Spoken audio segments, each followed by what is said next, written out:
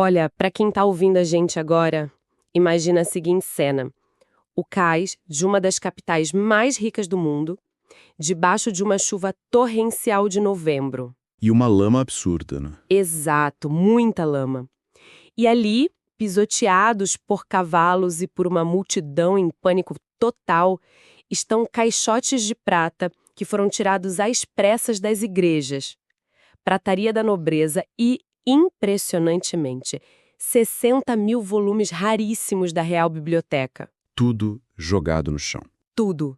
As pessoas gritando, barcos virando na água enquanto tentam alcançar os navios que já estavam superlotados. É o retrato de um colapso total, sabe, de um império em fuga desesperada. E o contraste dessa imagem com o resultado histórico é o que torna essa narrativa tão magnética para a gente investigar. Porque essa fuga, que parece cômica e caótica, foi o ato que desestabilizou o homem mais poderoso do planeta na época. Com certeza. E no mergulho de hoje, usando as anotações e a pesquisa documental do livro 1808, do jornalista Laurentino Gomes, a nossa missão é investigar exatamente essa contradição. A história, bom, ela cristalizou umas caricaturas muito fortes, né? Demais. Tipo o príncipe regente Dom João, como um glutão abobalhado. Isso, indeciso, que andava com frangos assados nos bolsos, e a princesa Carlota Joaquina como uma figura puramente histérica. Mas o fato é que essa mesma corte em frangalhos executou algo inédito. Foi a primeira e única vez que um monarca europeu cruzou um oceano para governar todo o seu império a partir de uma colônia. E ao fazer isso, o príncipe que chamavam de medroso aplicou um cheque-mate em Napoleão Bonaparte. É genial. E o que salta aos olhos quando a gente examina a fundo essa documentação é como a memória física desse triunfo estratégico foi quase apagada. Como assim? Olha, quem visita o antigo Paço Imperial no Rio de Janeiro, que foi a sede do governo joanino e mudou a história global entre 1808 e 1821, encontra um casarão com corredores vazios. É mesmo. Há poucos anos, a antiga Sala do Trono chegou a abrigar uma exposição de arte contemporânea com terços católicos dispostos no chão em formatos fálicos, justamente no espaço onde despachava uma das cortes mais conservadoras da Europa. Nossa. E o mesmo vale para o Museu Nacional, na Quinta da Boa Vista, a residência real. O acervo histórico divide espaço com um gigantesco meteorito de Bendegó e animais empalhados, sem sinalizar de forma clara que ali habitou o único soberano europeu a reinar nas Américas. Fica a impressão de um certo desconforto com essa memória, né? Mas investigar esse momento importa muito hoje porque revela a mecânica de como líderes e nações reagem diante do abismo. É um estudo de caso fascinante sobre como decisões tomadas no mais absoluto desespero podem reorganizar o tabuleiro do poder mundial e lançar as fundações de um país novo. Perfeito. E essa paralisia em Lisboa fica ainda mais compreensível quando a gente olha para as fronteiras e vê a gigantesca engrenagem geopolítica que estava prestes a esmagar Portugal. Então, para entender essa magnitude, a gente não pode olhar só para Portugal, certo? Certo. O cerco a Portugal em 1807 não foi um evento isolado, mas o ápice de um colapso continental. Napoleão não se via apenas como um chefe de Estado francês. Ele tinha a visão de um império europeu unificado. Tipo Carlos Magno? Exatamente nos moldes de Carlos Magno. Ele dominava a terra, varrendo exércitos na Áustria, na Rússia, na Prússia. Mas o mar pertencia à Grã-Bretanha. E como a França não tinha força naval para cruzar o Canal da Mancha e invadir Londres diretamente, a estratégia do Napoleão mudou.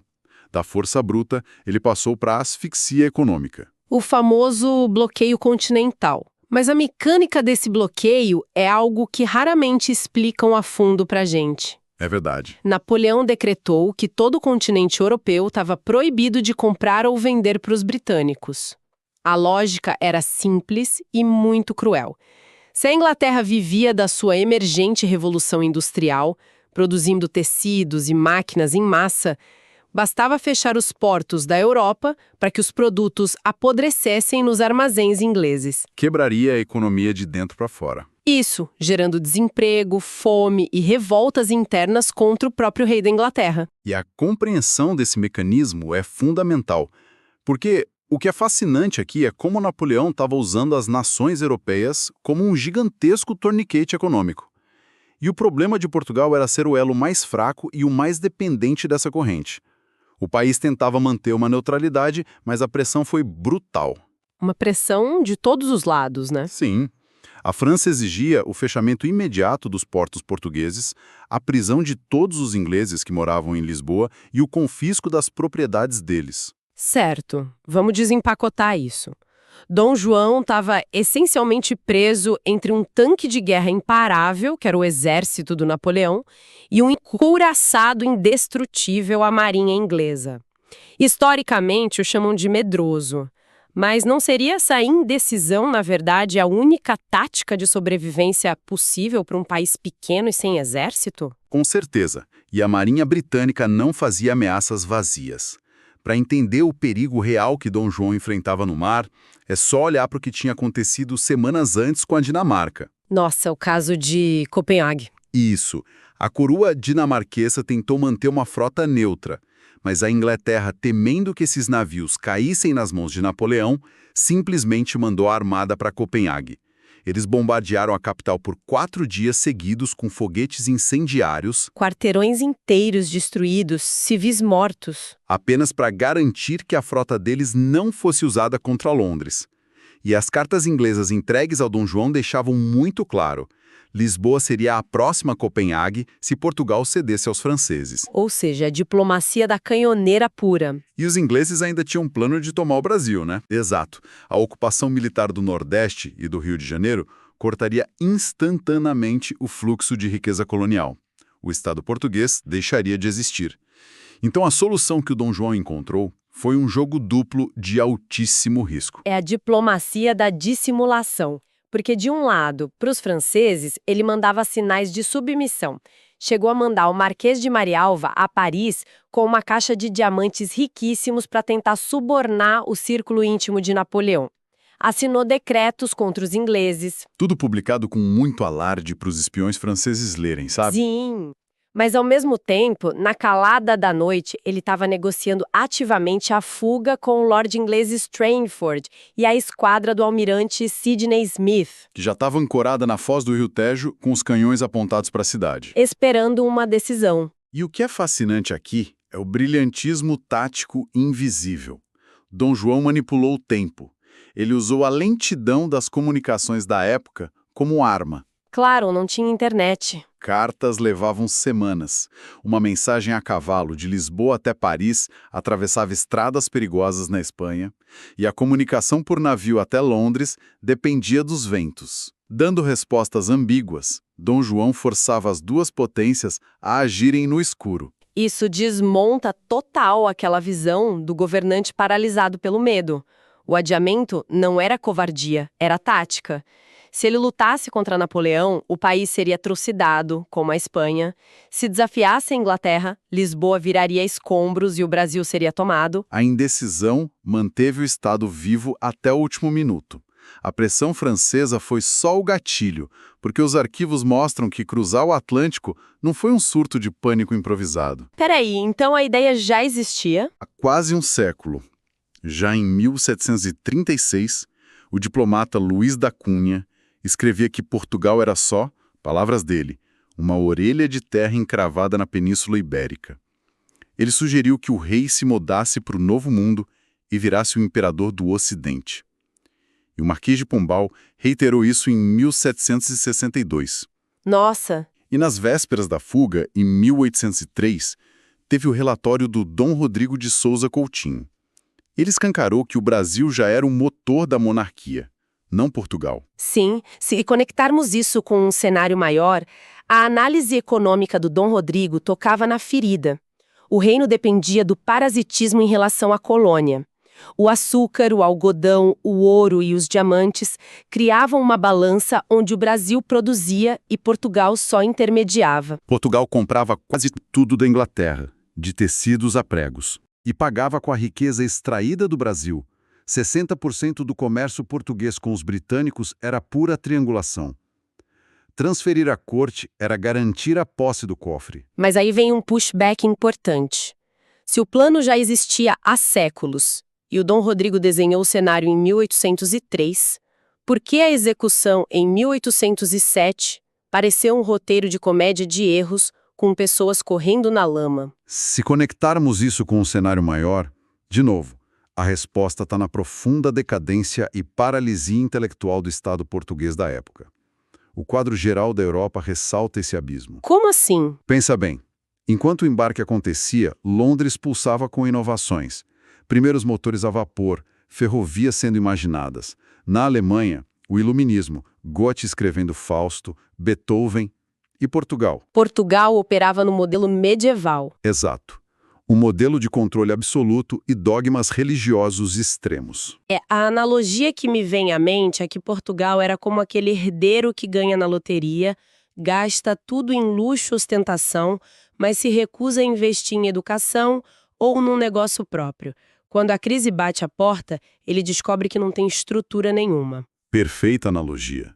O ouro brasileiro, estimativas de mais de 3.000 toneladas enviadas para Lisboa, criou uma falsa prosperidade. O conservadorismo sufocava a ciência. A Inquisição operou até pouco tempo antes. E o absurdo da segregação física, com grades grossas de ferro cortando o interior das igrejas para impedir contato visual entre homens e mulheres. E, claro, a rainha Dona Maria I. A mãe de Dom João. Isso, ela sofria de delírios terríveis. Hoje os médicos apontam como possível porfíria. E o apego religioso dela era tanto que ela proibiu que o filho mais velho fosse vacinado contra a varíola, achando que era blasfêmia. Ele morreu da doença. E jogou o trono no colo do Dom João, que não estava preparado. A capital era o espelho desse atraso. Lisboa não tinha saneamento. O clássico grito de água, vai. Isso, avisando antes de jogar baldes de dejetos humanos das janelas nas ruas de lama. O serviço de limpeza era feito por matilhas de cães vadios e a frota naval apodrecendo nas docas. Dá para imaginar o pânico quando o jornal oficial francês publicou que a dinastia de Bragança tinha deixado de reinar. Eles sabiam que não podiam se defender. E o mais irônico é que a invasão francesa, liderada pelo general Junot, nem era essa máquina invencível toda. Sério? Eram soldados recrutados às pressas, sem suprimentos, marchando na chuva. Os registros mostram o exército esfarrapado, marchando descalço, doente, tão enfraquecido pela fome que nem conseguiam carregar os mosquetes direito. Mas o terror do nome Napoleão era tão forte que ninguém deu um único tiro de canhão. Nenhum. Foi sob a sombra desses fantasmas famintos que ocorreu o embarque caótico. 15.000 pessoas tentando entrar em barcos precários. Metade das moedas do país foi empacotada junto.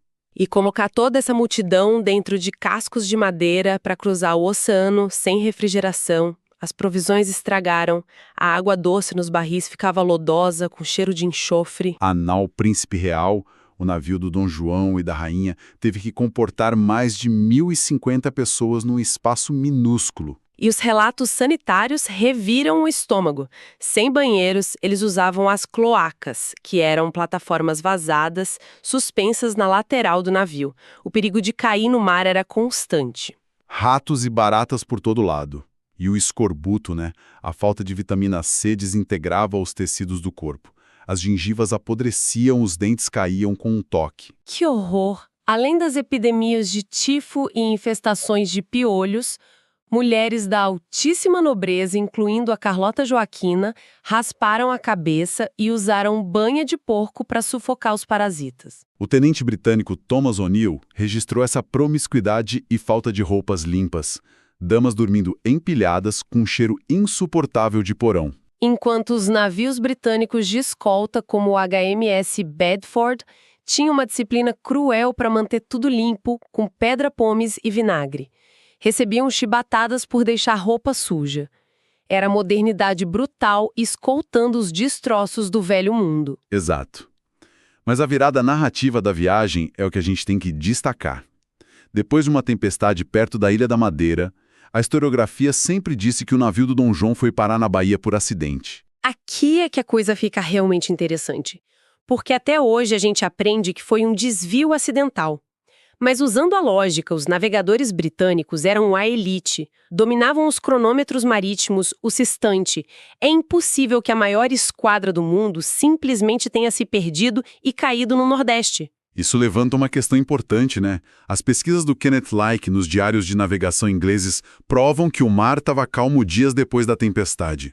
O navio do Dom João enviou um sinal deliberado avisando que mudaria o rumo para a Bahia. Eles sabiam onde estavam a cada milha.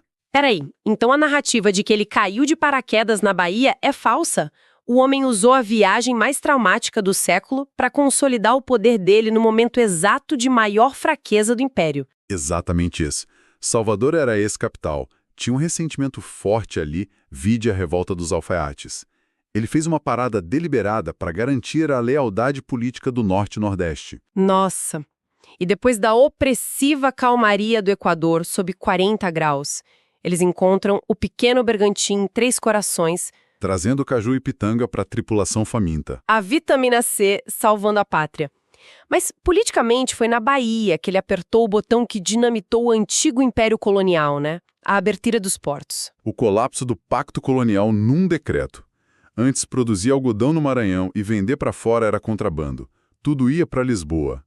Ao abrir os portos, ele eliminou o monopólio e inseriu o Brasil no comércio global, agradando aos ingleses no processo. A mudança foi instantânea. A riqueza deixou de cruzar o oceano e começou a ser injetada no mercado interno. Então, o que tudo isso significa no final das contas? Significa que a vinda da corte foi uma colisão monumental entre a velha aristocracia absolutista presa ao passado e a engrenagem geopolítica moderna liderada pelo Napoleão e pela Revolução Industrial Britânica. E a fuga para o Brasil não foi só um exílio cômico. Foi o ato de sobrevivência que mudou o eixo do poder mundial. Portugal preservou a soberania e o próprio Napoleão, exilado em Santa Helena, isolado, confessou sobre o Dom João. Foi o único que me enganou. Um monarca pintado como folclórico sobreviveu à maior máquina de guerra enquanto outros reis caíam. Para fechar nossa reflexão, a grande questão provocativa que fica é lembrar daqueles 60 mil livros que ficaram na lama em Lisboa. Ah, sim. O que aconteceu é que nos anos de 1810 e 11, esses caixotes foram recuperados e enviados ao Rio de Janeiro. Nossa, junto com as máquinas impressoras, formando a base do que hoje é a Biblioteca Nacional? Exatamente. Fica a pergunta para quem escuta a gente digerir. Se Napoleão nunca tivesse forçado essa fuga brutal, ou se os ingleses não ameaçassem Lisboa, será que os livros, a imprensa, a ciência e o próprio Estado teriam cruzado o oceano? É um contrafactual poderoso. Ou o Brasil teria permanecido apenas como uma vaca leiteira extrativista de Portugal por mais meio século, mudando completamente a fundação da identidade política que a gente tem hoje. A lama de Belém, no fim, fertilizou um novo Estado. Incrível. Bom, a gente encerra por aqui, agradecendo a companhia de quem acompanha o nosso mergulho. O convite fica aberto para vocês continuarem investigando essa revolta histórica absurda por conta própria. Até a próxima investigação!